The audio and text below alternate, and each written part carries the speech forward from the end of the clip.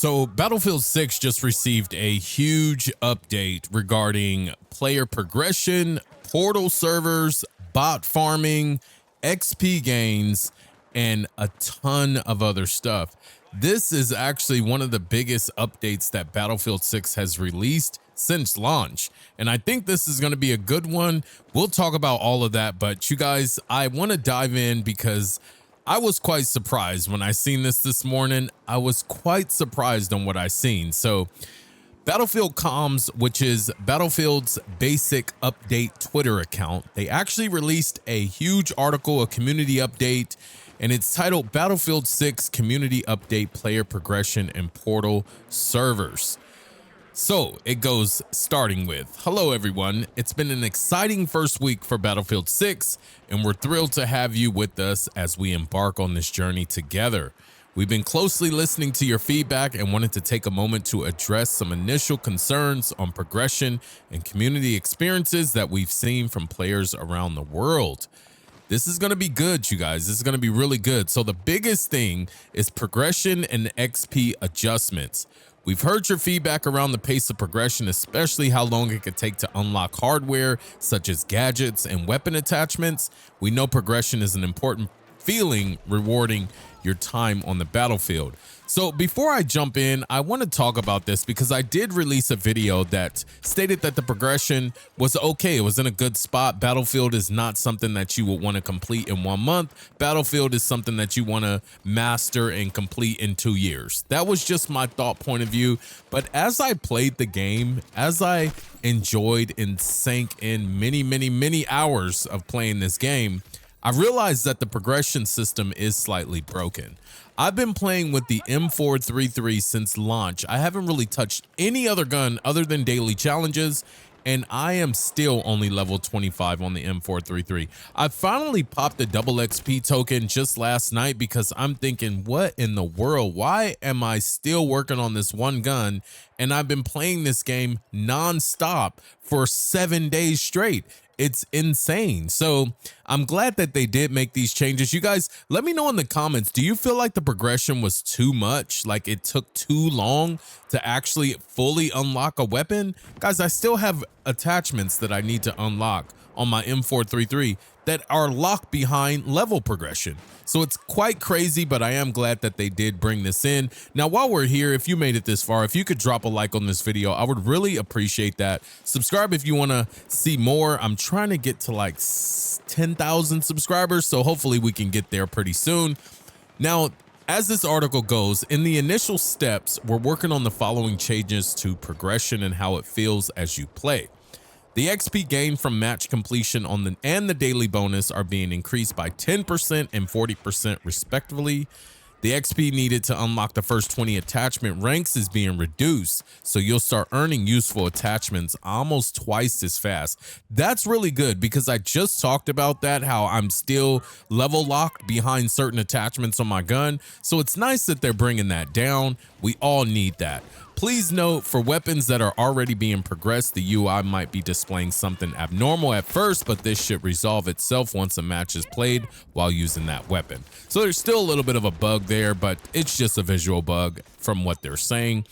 The assignments that require career ranks 20, 23, and 26 begin now. Require career ranks 10, 15, and 20 respectively. That is really good. So pretty much now that I think I'm like level 25, all of my things that were above me are now unlocked. So that's really good. While this allows these assignments to be started sooner, we are aware of the frustration regarding the challenges themselves and actively working on reviewing them, but it will take more time to develop, test, and implement these changes. Our goals here are to make the progression experience feel smoother and more rewarding while still keeping that sense of achievement when you complete a milestone like fully mastering a weapon.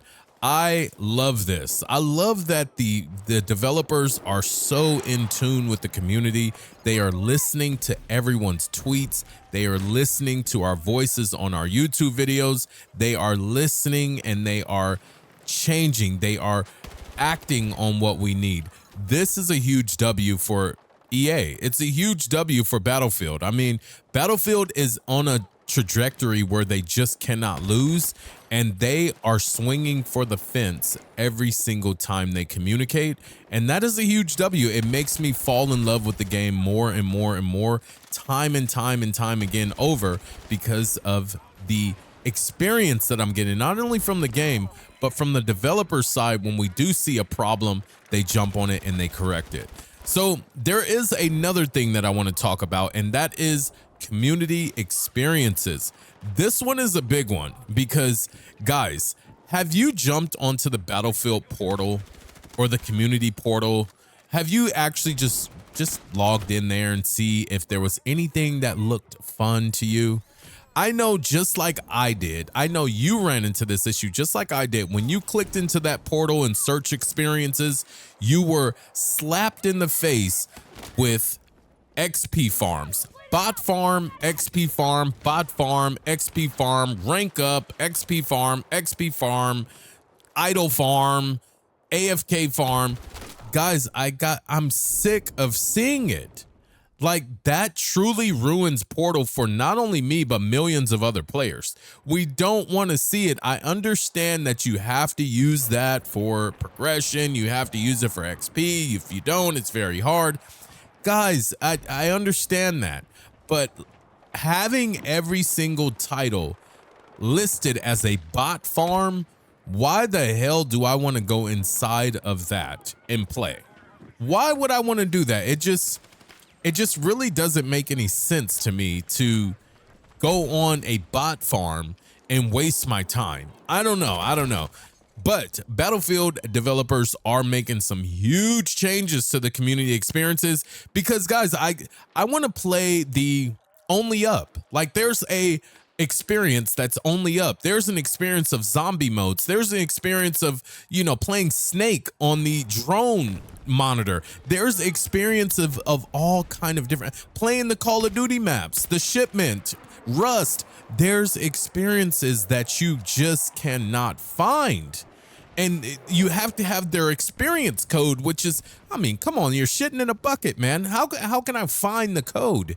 I mean, I just want to log into the experiences and see the games. I just want to see the different modes, the different, hit me with all the crazy new creative things that players have came up with. I don't want to see 100 different bot farms to where the point, I don't even go in Portal, but we'll talk about it. Over the past week, many of you noticed that we've reached a maximum capacity on community servers.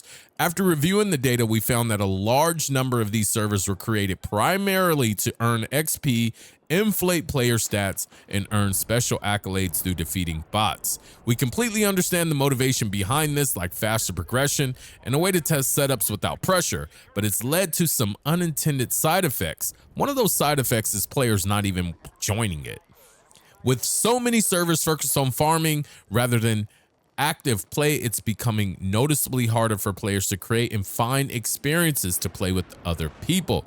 Guys, I just talked about that for like 2 minutes. I truly feel this.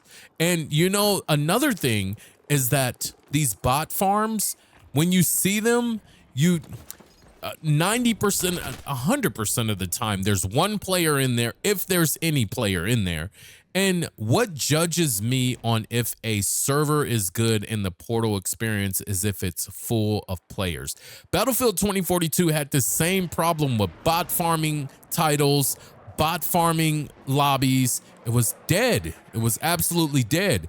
The only server that actually had players, and you guys know if you play 2042, was the hardcore. Hardcore servers had players, and I loved the hardcore experience. It was really fun, but I do want to experience Battlefield, Portal, and all the creative nature that all the players have created. I want to experience that and not just playing Battlefield. I want to try different things. Now, as the developers say, the experiences in the community section is key part of what makes Battlefield 6 special. It's meant to be a space for creativity, experimentation, and connection where you can easily find and enjoy great modes with your friends and squad mates. Our goal moving forward here is to reinforce the player-driven experiences that bring people together while still keeping room for custom setups, creativity, and new ideas.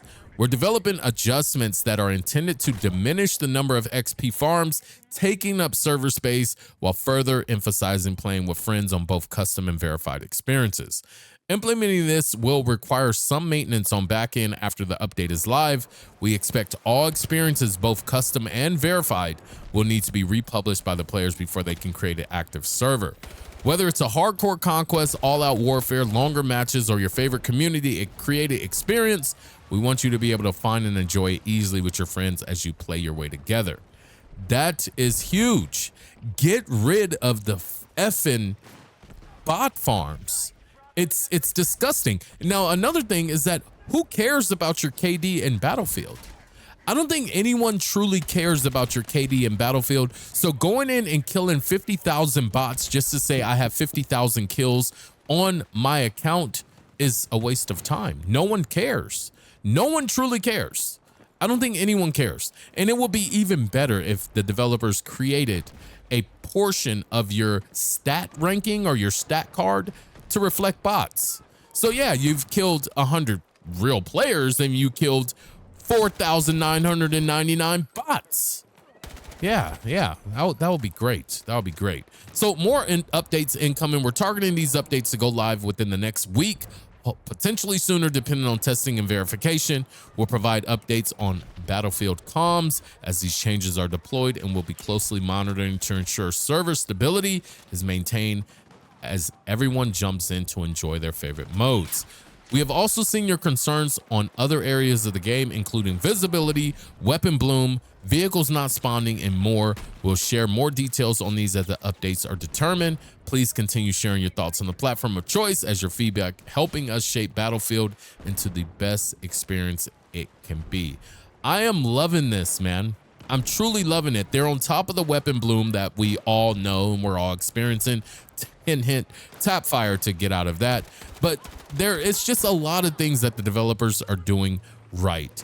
And this is just a start, you guys. Season 1 is going to be coming up in the next few weeks, and there's going to be more adjustments, fine-tuning, progression. There's going to be probably a battle pass. The battle royale's dropping. It's going to be amazing, you guys. It's going to be amazing. But I wanted to give you guys this update on what's going on because this is huge. This is actually a really, really big update, a really, really key update. There was also some changes that I'm not going to dive too much into, but they did make some changes to the Conquest ticket count. They said that the timer and the amount of players, basically the Conquest modes were timing out before the tickets were drained. I've never ran into that problem, so they reduced them from 1,000 to 800 per conquest modes, and they dropped them per map. But guys, I've never ran into that. All of my conquest modes, they ended right away. So guys, that's all I wanted to bring to you guys. I hope you guys have a great rest of your day. Thank you for watching as always, and I'll see you in the next one.